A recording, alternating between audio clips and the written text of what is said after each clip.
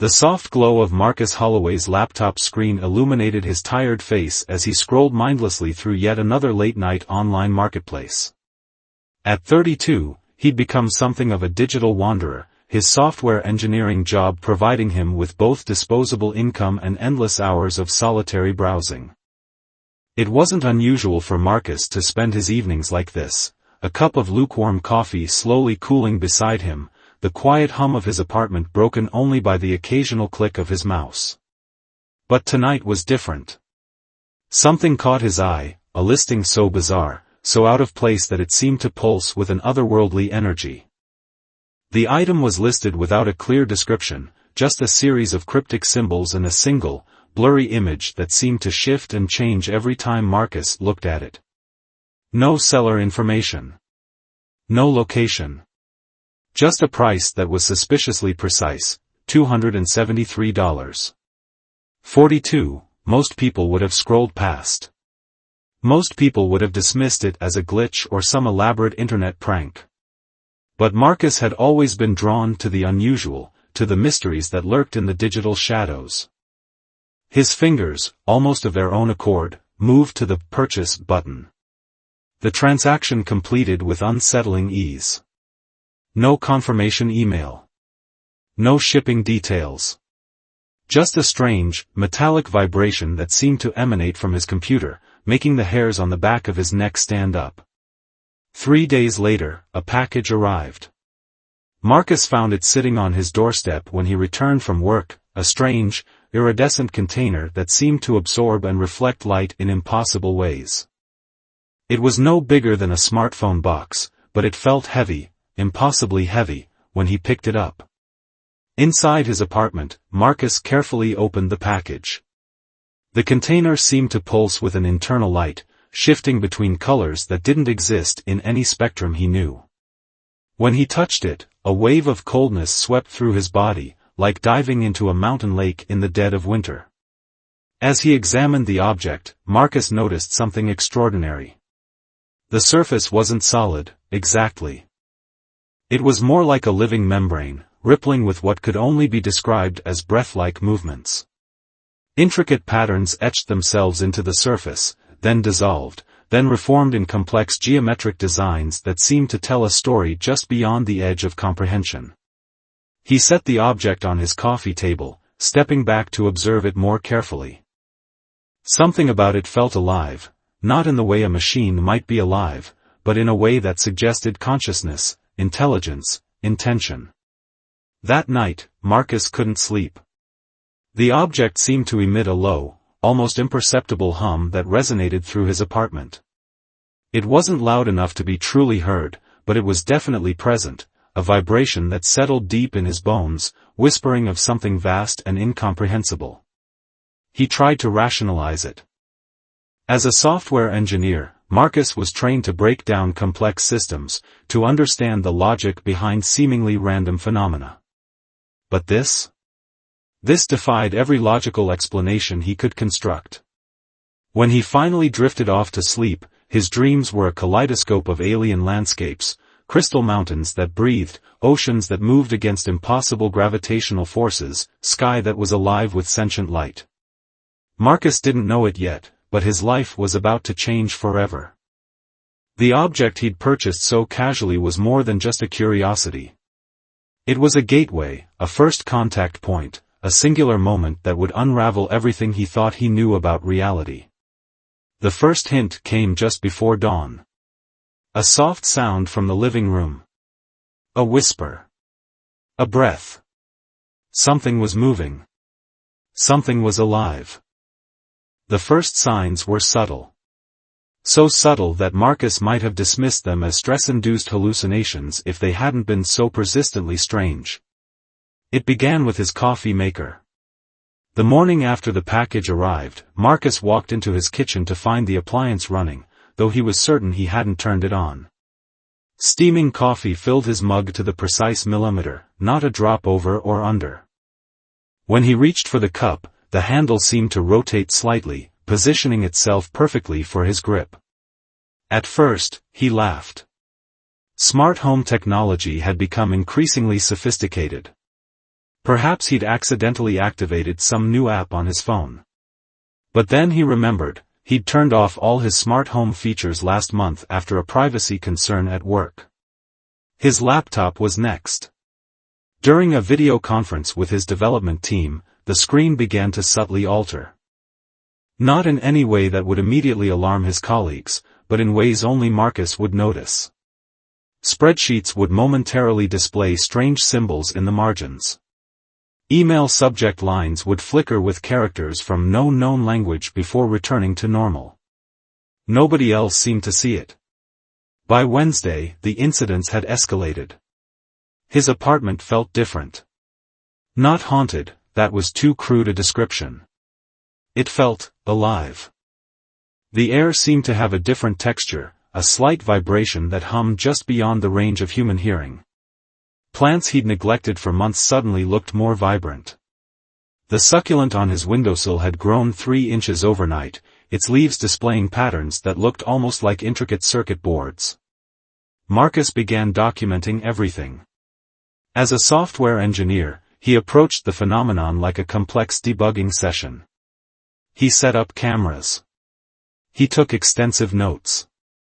He tracked every anomaly with the precision of a scientific researcher. But for every piece of evidence he collected, more questions emerged. The artifact remained on his coffee table, seemingly innocuous. Yet Marcus was certain it was the source of these strange occurrences. On Thursday night, everything changed. He was working late, lines of code scrolling across his monitor, when he heard it. A soft sound. Not quite a voice. Not quite a whisper. Something in between, like the memory of a sound, or the echo of a thought not fully formed. Marcus. He froze. The voice, if it could be called a voice, seemed to come from everywhere and nowhere simultaneously. It wasn't spoken in any human language. It was understood directly, bypassing his ears and embedding itself straight into his consciousness. The artifact began to glow. No, not just glow. It transformed. The iridescent surface rippled like liquid metal, forming shapes that suggested faces, landscapes, entire civilizations rising and falling in microseconds. Marcus watched, transfixed, as the object slowly levitated off the coffee table. A presence filled the room. Not threatening. Not friendly. Simply present. Massive. Ancient. Memories that were not his own began to flood Marcus's mind. Glimpses of distant worlds. Civilizations that had risen and fallen long before humans learned to make fire. Technologies so advanced they made quantum computing look like child's play. And beneath it all, a question. No, more than a question. A request. A plea. Help me. Marcus realized several things simultaneously. First, he was not dealing with an object. Second, this was no mere artifact. Third, whatever was communicating with him was very much alive, and it needed something from him. The implications were staggering.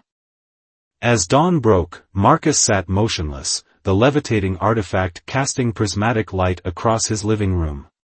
His carefully ordered world of logic and code had shattered, replaced by something far more complex and infinitely more mysterious. First contact had begun. And he was woefully unprepared. The line between Marcus's professional life and his otherworldly encounter began to blur with terrifying precision. At Quantum Dynamics, the software development firm where he'd worked for the past 5 years, things started to unravel. During a critical presentation to potential investors, Marcus's laptop began to display impossible data streams. Intricate algorithms scrolled across the screen, mathematical equations so complex they seemed to breathe with living intelligence. His colleagues stared in a mixture of confusion and awe. "Is this some kind of new prototype?" asked Gregory Lambert, the lead investor, leaning forward with sudden interest. Marcus knew it wasn't. The code was alien, literally. Fragments of information that suggested entire technological paradigms beyond human comprehension. Each line seemed to pulse with a consciousness that extended far beyond mere programming. By afternoon, he'd been called into a meeting with the company's executive board. Dr. Amanda Reyes, the stern chief technology officer, fixed him with a penetrating stare. "Explain," she demanded. But how could he? How could he describe the living artifact that had invaded every aspect of his existence? The way it seemed to manipulate technology around him. The memories that weren't his own. The constant, underlying communication that existed just beyond the threshold of human perception. That night, returning to his apartment, Marcus discovered the true extent of the intrusion. His entire living space had transformed. Plants now grew in impossible geometric patterns. Electronic devices responded to thoughts he hadn't consciously formed. The walls seemed to breathe, displaying holographic memories of worlds he couldn't comprehend, alien landscapes with crystal mountains and oceans of liquid light. The artifact was no longer just an object. It was becoming something more. A communication method, perhaps. Or a gateway. His phone rang. It was his sister, Elena. "Are you okay?" she asked, her voice tight with concern. "I've been trying to reach you for days. Your work called. Something about you acting strange." Strange didn't begin to cover it. The artifact pulsed nearby, casting prismatic light across the room. Marcus could feel its presence, no longer just an object, but a living entity with intentions he was only beginning to understand. "I'm fine," he lied. But he wasn't fine. His world was being systematically dismantled and reconstructed by something far beyond his comprehension. The artifact was integrating itself into his life, his technology, his very understanding of reality. Quantum dynamics was investigating. His colleagues were watching. And the alien presence continued to grow, consuming more of his reality with each passing hour. Something was coming. Something that would change everything. And Marcus was trapped at the epicenter of a transformation he neither invited nor understood. The artifact pulsed again. A message. A warning. A promise. "We are not done." The revelation came on a rain-soaked Tuesday, when the boundaries between Marcus's known world and the unknown completely dissolved. Dr. Victor Kaplan arrived at Marcus's apartment unannounced. A quantum physicist with a reputation for chasing impossible theories, he looked like someone who had long since abandoned the constraints of conventional science. His eyes burned with an intensity that suggested he knew far more than he was letting on. "You're not the first," Kaplan said, stepping into the apartment without invitation. His gaze immediately locked onto the artifact, which hummed with a soft, almost musical resonance. Marcus had stopped being surprised by unexpected visitors. His life had become a constant state of surreal disruption. Kaplan explained that for decades, certain individuals had been selected, or perhaps intercepted, by similar artifacts. Not physical objects, but living conduits of extraterrestrial intelligence. Each encounter followed a similar pattern: technological integration, personal transformation, and ultimately, a choice. "What choice?" Marcus asked. The physicist's laugh was bitter. To become a bridge. Or to be forgotten. The artifact pulsed, casting intricate holographic images across the walls. Memories, or perhaps warnings, of civilizations that had risen and fallen across impossible distances. Technological ecosystems that made human understanding look like primitive scratches on a cave wall. Marcus learned the truth in fragments. The artifact was more than a communication device. It was a seed. A genetic repository. A living algorithm designed to identify and prepare specific individuals for a larger cosmic transition. His seemingly random online purchase had been anything but random. He'd been selected. Quantum dynamics wasn't investigating him. They were monitoring him. Certain members of the research team, including Dr. Reyes, had encountered similar phenomena before. They were part of a hidden network that tracked these extraordinary intersections between human potential and extraterrestrial intelligence. "Why me?" Marcus asked. Kaplan's response was cryptic. "Your neural architecture. Your specific genetic markers. Your capacity for technological integration. You're not just a recipient. You're a potential translator." The artifact began to pulse more intensely. Waves of information crashed through Marcus's consciousness, glimpses of technologies that could reshape entire planetary systems. Ecological restoration methods. Communication protocols that transcended language. Energy systems that drew power directly from quantum fluctuations. His phone rang. It was Elena. "Something's happening to you," she said. Not a question. A statement. The lines were blurring. Between technology and consciousness. Between human and something else entirely. Marcus was becoming something more than he had been. Something that existed in the liminal spaces between known and unknown. Kaplan watched, a mixture of scientific curiosity and profound respect in his eyes. "The transition is accelerating," he murmured. Outside, storm clouds gathered. The city's technological infrastructure seemed to pulse in synchronization with the artifact. Traffic lights flickered. Cell towers hummed with unexpected energy. Marcus understood now that he was no longer just an observer. He was becoming a conduit. A bridge between humanity's limited understanding and a cosmic intelligence that had been waiting, watching, preparing. The choice was no longer his alone. Something was coming. And he was going to be at the center of it all. The final transformation began at precisely 3:47 a.m. Marcus had long since stopped trying to understand the conventional rules of reality. The artifact, no longer just an object, but a living extension of something vast and incomprehensible, had become a part of him in ways that defied scientific explanation. Dr. Kaplan and Elena watched from a specially constructed observation room. Quantum dynamics had converted an entire research facility into a monitoring station, its walls lined with technologies that barely seemed possible. Holographic displays tracked Marcus's bioelectromagnetic signatures, which had become increasingly unstable over the past weeks. The room itself seemed to breathe. Waves of energy rippled through Marcus's body. Not painful. Not uncomfortable. But fundamentally transformative. His neural pathways were rewriting themselves, creating connections that bridged human consciousness with something far more expansive. Memories flooded in. Not just his own. He saw civilizations that had risen and fallen across impossible distances.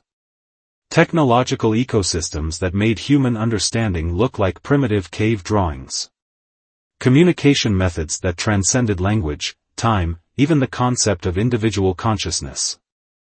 The artifact, now more of an extension of Marcus than a separate entity, began to project its true purpose. Earth was dying. Not immediately. Not dramatically. But systematically. Environmental collapse. Technological stagnation. A species approaching a critical evolutionary crossroads. Marcus was to be a translator. A bridge. Not just between humanity and an extraterrestrial intelligence, but between what humanity was and what it could become. His sister Elena's hand found Dr. Kaplan's. "Is he still Marcus?" she whispered. Kaplan's response was measured. "He's becoming something more." The transformation reached its peak. Marcus's body became translucent, then solid, then something in between. Information flowed through him like liquid light. Technological solutions to planetary challenges. Ecological restoration methods. Communication protocols that could unite entire planetary systems. In that moment, Marcus understood. This wasn't an invasion. It was an invitation. A chance for humanity to step beyond its current limitations. To become something greater. To solve the challenges that had pushed their civilization to the brink of collapse. The artifact, now fully integrated with Marcus, began to stabilize.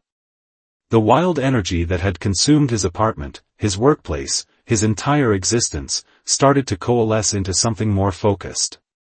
More deliberate. Dr. Reyes entered the observation room, her face a mixture of scientific excitement and profound respect. First contact, she murmured, was never about them finding us. It was about us being ready to listen. As dawn broke, Marcus opened his eyes. But they were different now. Filled with a knowledge that stretched across impossible distances. Filled with a purpose that transcended individual existence. The transformation was complete. And everything was about to change.